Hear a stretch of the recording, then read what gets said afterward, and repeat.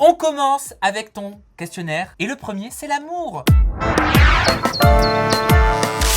Beverly, quelle est ta définition de l'amour? Alors, ma définition de l'amour, déjà, je dirais le partage, la fidélité et avoir les mêmes ambitions. Parce que si t'as pas les mêmes ambitions, je pense que c'est même certain, ça marche pas. C'est pas possible. C'est quand la dernière fois que tu as pleuré par amour? La dernière fois que j'ai pleuré par amour, c'est il y a 6 mois. Il y a 6 mois, j'ai pris l'initiative de vouloir me séparer. Donc forcément, c'est dur. Ça a été très très dur. J'ai pleuré, j'ai perdu 7 kilos. Ça n'a pas été facile pendant quelques mois. Après, bien sûr, on se relève tous d'une rupture, forcément. Mais c'est vrai que ça n'a pas été facile. Et surtout, en fait, il y en a qui disent c'est dur de se faire quitter. Oui, forcément, c'est très dur de se faire quitter. Mais de quitter une personne, c'est très, très dur aussi. Vraiment. Est-ce que tu serais prête à changer de religion par amour pour un homme? Alors, moi, si tu veux, je suis baptisée. Donc, forcément, ma religion, je veux la garder parce que c'est personnel, mais parce que moi, mes grands-parents, on a tous été baptisés, tout ça. Donc, par amour, non, je ne changerai pas de religion, mais par contre, je pourrais me mettre avec une autre personne qui a une culture différente que moi, quoi. Est-ce que tu as déjà trompé? Jamais de la vie. Tu as toujours été fidèle? Bien sûr, c'est pas dans mes valeurs, ça va pas ou quoi? Quels sont les 3 plus gros défauts que tu as quand tu es en couple? Je ne sais pas cuisiner. Ah. Ça, c'est le plus gros défaut. En fait, moi, en vrai, la vérité, la chance que j'ai eue, je suis toujours tombée sur des mecs en vrai qui savaient cuisiner. Donc là, c'est génial. Donc pour mon prochain, au cas où, s'il est derrière, là, s'il regarde, sache qu'il faut vraiment que tu saches cuisiner. Ou sinon, à la limite, j'achèterai le Thermomix. Oui, c'est vrai, c'est une option. C'est une solution. Donc ça, après, je dors tôt. J'ai un rythme de vie, tu vois. Voilà, on mange à cette heure-ci, on regarde la télé à cette heure-ci, après dodo. Parce que moi, j'ai besoin de dormir. Moi, le sommeil, c'est hyper important. Je peux le prouver parce que tu as répondu à mon SMS que je t'ai envoyé hyper tôt ce matin. Et parce que je me lève très tôt.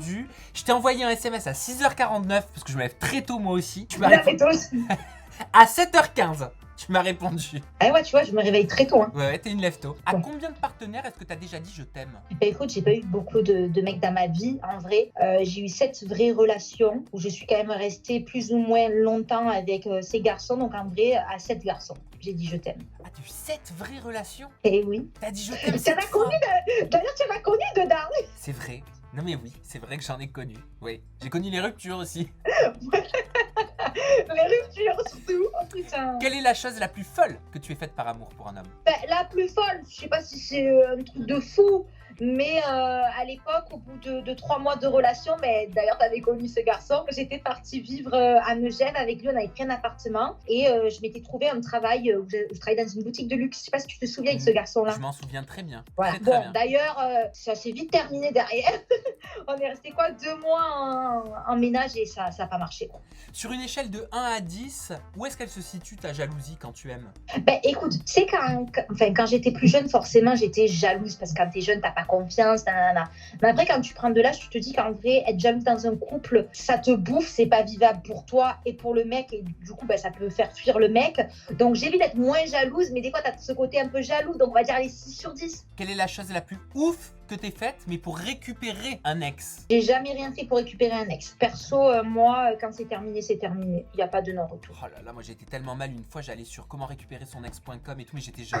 Ah, c'était terrible. T'es pas sérieux? Mais bien sûr, j'avais été en arrêt maladie pendant 3 semaines et tout, tellement j'étais au bout de ma vie. Je ne mangeais non, mais attention, mais moi aussi, à chaque rupture, forcément, j'ai été mal. Mais moi, quand c'est terminé, c'est terminé. Ça sert à rien de se remettre avec ton ex. Je crois que t'as raison. Là, tout de suite, maintenant au moment où on parle, à qui t'as envie de faire une déclaration? Un mec? Pas forcément, à qui tu veux. Ah oui, parce qu'un mec, perso, il y a personne, j'ai envie de faire des déclarations. Mais je dirais à toutes les personnes qui me suivent que je les aime beaucoup. C'est super gentil de continuer à me suivre avec toutes ces années. Et bien sûr à ma mère que j'aime d'amour, qui est toujours là pour moi au quotidien. Corinne, qu'on embrasse. Et à mes chiens. Et tes chiens aussi, qu'on embrasse. Et maintenant, on passe au questionnaire musique. Oui! Tu vas devoir chanter, tu vas devoir fredonner. Quelle est la musique que tu aimes chanter, Beverly, sous la douche? En vrai, je chante pas sous la douche. Moi, je chante dans des studios d'enregistrement, j'ai pas le temps, merci. D'accord. Quelle est la musique idéale pour un date? Chérie, quand tu fais un date, c'est au restaurant. Ouais, mais t'aimerais qu'il y ait quoi comme musique derrière? Amour, Credo che ti amo. Oui, t'as raison, Stray Kids, ti mais oui. amo, si.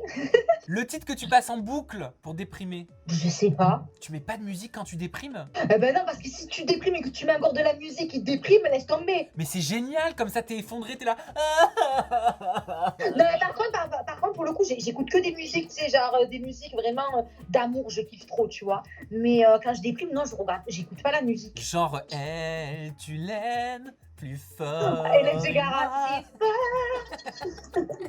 La musique pour le ménage. balayer, astiquer, mais sauf que je fais pas le ménage, donc bon. Oui, donc tu n'écoutes pas cette musique. Et Voilà. enfin, la musique pour Non, le mais je sport. rigole, putain, parce que s'il y a l'homme de ma vie qui regarde cette interview là, mon futur homme de ma vie, il va dire quoi? Il va dire non, mais cette meuf, en vrai, elle sait pas cuisiner, elle fait pas le ménage, elle fait quoi, cette meuf? Donc, excusez-moi, plus tard, quand je me mettrai à ménager avec un mec, j'aurai le Thermomix, et bien sûr que je sais faire le ménage. C'est juste que là, à l'heure actuelle, je ne fais pas le ménage, mais quand je suis chez moi, bien sûr que je fais le ménage, il y a personne qui fait le ménage pour moi. Enfin, quelle est ta musique favorite pour le sport? Color me, nanana, Ah ouais, color me. avec les squats là. Sauf que je fais pas de sport bébé aussi. Oh, bah décidément, on squeeze.